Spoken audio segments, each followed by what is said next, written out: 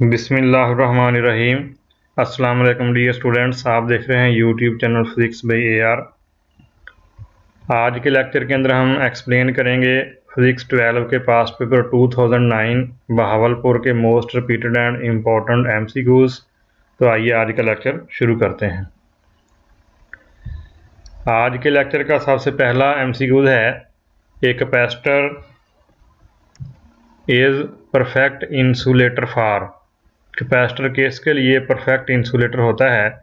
Number 1 है alternating current, number 2 है direct current, number C है बोथ A एंड B और नंबर T है नॉन ऑफ दीज।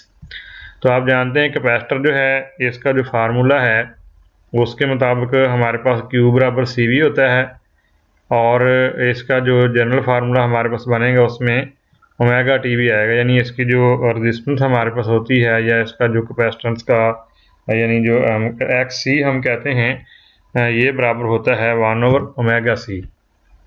यानी कैपेसिटर की जो कैपेसिटेंस का जनरल फार्मूला है XC ये बराबर होता है 1/2। कैपेसिटर की जो कैपेसिटेंस का जनरल फार्मूला है XC ये बराबर होता है 1/2πfC। तो इस फार्मूले के मुताबिक ये पता चलता है कि जो फ्रीक्वेंसी है वो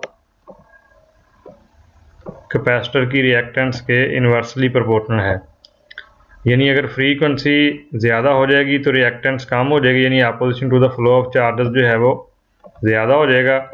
और अगर फ्रीक्वेंसी कम करते हैं तो XC जो है ये ज़्यादा हो जाएगी और फ्रीक्वेंसी ज़्यादा करेंगे तो XC कम हो जाएगी। तो अब ऐसा करंट जिसमें फ्रीक्वेंसी ज़ीरो हो जाएगी बिल्कुल नहीं होगी, तो उसके लिए हमारे पास जो XC है वो जो है वो बन जाएगा इन्फिनिट।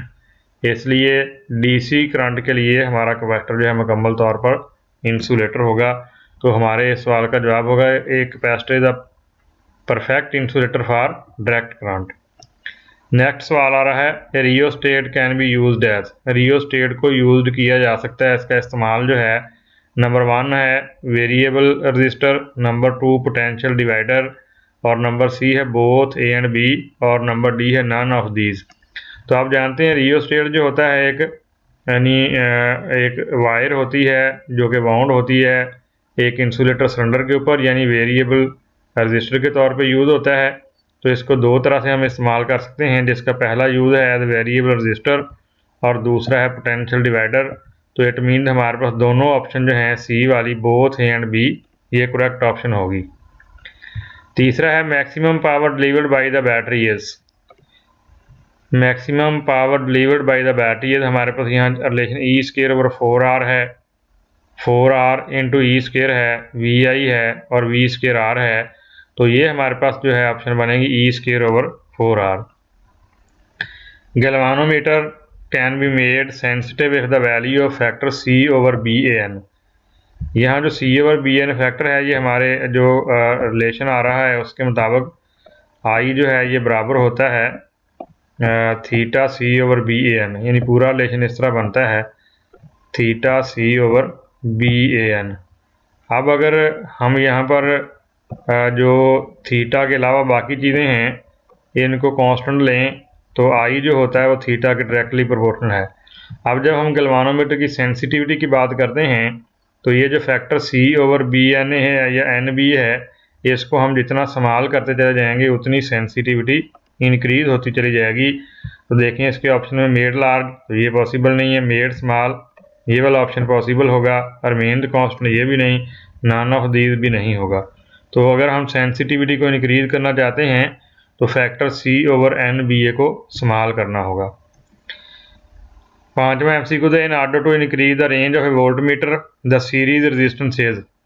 आप जानते हैं कि गैल्वानोमीटर को वोल्ट मीटर में बदलने के लिए इसके साथ एक रजिस्टर जो है सीरीज में लगाई जाती है जिसको हाई रेजिस्टेंस का नाम देते हैं। तो अगर आप इसकी रेंज को ज़्यादा करना चाहते हैं तो जितनी रजिस्टेंस यहाँ ज़्यादा लगा दी जाएगी उतनी जो है इसकी रजिस्टेंस ज़्यादा हो जाएगी। लिहाजा आप RH यानी यहाँ पर जो रजिस्टर लगाई जा रही है इसकी वैल्यू जितनी ज़्यादा करते चले जाएंगे उतनी ही गैल्वानोमीटर से बढ़ने वाले वोल्टमीटर की रेंज ज़्यादा होती चली जाएगी, लिहाजा सीरीज रेजिस्टेंस को इंक्रीज करना चाहिए। Inductance is measured in, inductance का यूनिट क्या है? तो इंडक्टेंस जो है इसको मेजर करते हैं हम हेनरी के अंदर।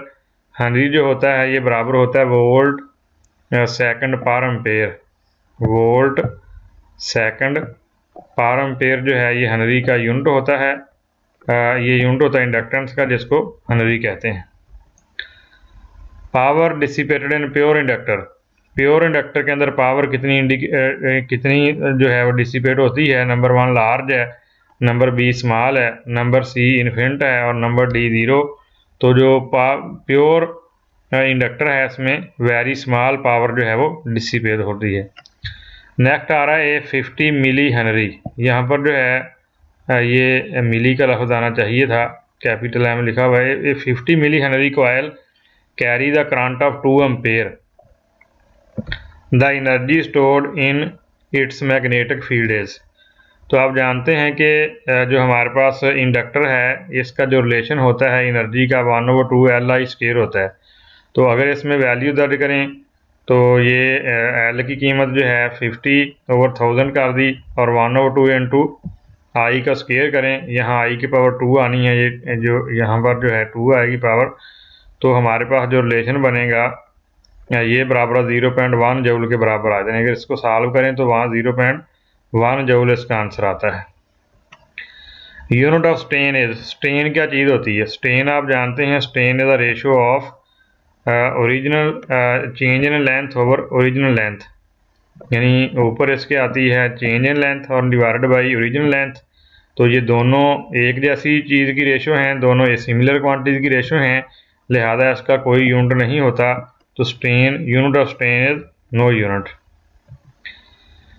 नेक्स्ट MCQ देखें, the energy store in an inductor is given by, किसी इंडक्टर के अंदर जो एनर्जी स्टोर होती है उसका क्या फार्मूला है? तो पहला है Li² है, दूसरा Li²/2 है, तीसरा L²I/2, सी है Li²/2 और डी है IL²। तो इनमें ये सी वाली ऑप्शन जो है करेक्ट है। तो UM बराबर आता है Li²/2 या 1/2 Li²। 11 नंबर MCQ देखें, landers law in accordance with law of conservation of, landers law जो है ये किसके अकॉर्डेंस है?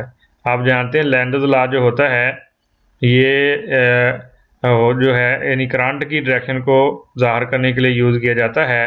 तो ये law of conservation of energy पे बेस करता है। तो हमारा जो आंसर आएगा क्या होगा? यानी एनर्जी हमारा बेस्ट ऑप्शन होगा। 12 नंबर MCQ देखें, the relation between current I and deflection theta in a moving coil galvanometer is given by, यानी करंट और डिफ्लेक्शन के दरमियान क्या रिलेशन होता है?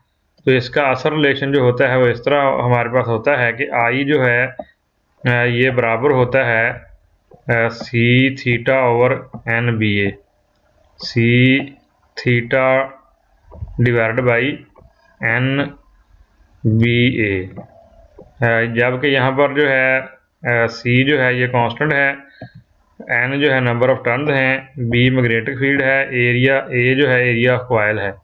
तो अगर ये C/BN फैक्टर को हम कांस्टेंट कर दें तो हमारे पास पता चल जाए कि करंट जो है ये थीटा के डायरेक्टली प्रोपोर्शनल आता है। नेक्स्ट सवाल है, the magnetic flux phi through an area a is given by. तो आप जानते हैं मैग्नेटिक फ्लक्स जो होता है it is a scalar product of magnetic induction and vector area. तो इसमें बी ऑप्शन हमारा करेक्ट आंसर होगा। 14 नंबर है, if resistance is traversed in the direction of current the change in potential is, ये आप जानते हैं प्रोसीजर होता है या कन्वेंशन है जो किर्चहॉफ सेकंड लॉ के लिए यूज़ होती हैं। तो करंट के लिए हमारे पास जो होता है कि अगर रेजिस्टेंस जो है in the direction of current ट्रेवर्स करे तो पोटेंशियल चेंज को नेगेटिव लिया जाता है। 15 नंबर देखें, the substance having negative temperature coefficient, negative temperature coefficient की डेफिनेशन क्या है? इसकी तारीफ ये बनती है materials whose resistance decrease with the rise in temperature have negative temperature coefficient, यानी ऐसे मटेरियल जिनका टेम्परेचर ज़्यादा करने पर उनकी रेजिस्टेंस कम हो जाए उनका जो टेम्परेचर कोएफिशिएंट है वो नेगेटिव होता है। तो हमारे पास 3 एलिमेंट ऐसे हैं जिनका टेम्परेचर कोएफिशिएंट नेगेटिव है। उनमें सिलिकॉन है, यानी कार्बन है, सिलिकॉन है और जर्मेनियम है। तो इस लिस्ट में देखें A, B, C और D के अंदर आपको वाज़ेह नज़र आ रहा है कि जर्मेनियम ही एक ऐसा एलिमेंट है जिसका टेम्परेचर कोएफिशिएंट नेगेटिव होगा। तो ये 3 है टोटल। पहला कौन सा? कार्बन है, दूसरा सिलिकॉन है और तीसरा जर्मेनियम है। 16 नंबर MCQ देखें, SI unit of charges. System international के अंदर चार्ज का यूनिट क्या है? तो आप जानते हैं कि चार्ज को हम कॉलम में मेजर करते हैं। तो यहाँ पर A, B, C और D ऑप्शन में देखें, कॉलम जो है C ऑप्शन पे आ रहा है। 17 नंबर देखें, the electric field produce due to negative charge is always. Negative charge का जो हमारे पास फील्ड होता है वो किस किस्म का होता है? आप जानते हैं नेगेटिव चार्ज की सूरत में इलेक्ट्रिक फील्ड जो है वो रेडियली इनवर्ड होगा। उसकी डायग्राम पे ज़रा गौर करें। तो इलेक्ट्रिक फील्ड लाइंस आप जानते हैं कि start from positive charge and and on negative charge. तो अगर हमारे पास यानी पहले नेगेटिव चार्ज मौजूद है तो इट मीन कि ये कहीं इसके दूर साइड पर, आउटर साइड पर जाकर ये पॉजिटिव चार्ज इंड्यूस कर रहा है। तो वो हम अज्यूम कर लेते हैं कि पॉजिटिव चार्ज जो है इसकी आउटर साइड पर होगा। लिहाजा electric field line originate from positive charge and and on negative charge. यहाँ देखें, नेगेटिव चार्ज की सूरत में आपका जो इलेक्ट्रिक फील्ड है वो रेडियली इनवर्ड होगा। तो डियर स्टूडेंट्स, आज का हमारा लेक्चर ख़त्म हुआ। अगर आपको मेरा लेक्चर पसंद आए तो इसको, मेरे चैनल को सब्सक्राइब कर लें ताकि आने वाले नेक्स्ट जो लेक्चर है वो आप तक पहुंच सके। अस्सलामु अलैकुम वरहमतुल्लाहि वबरकातुहू।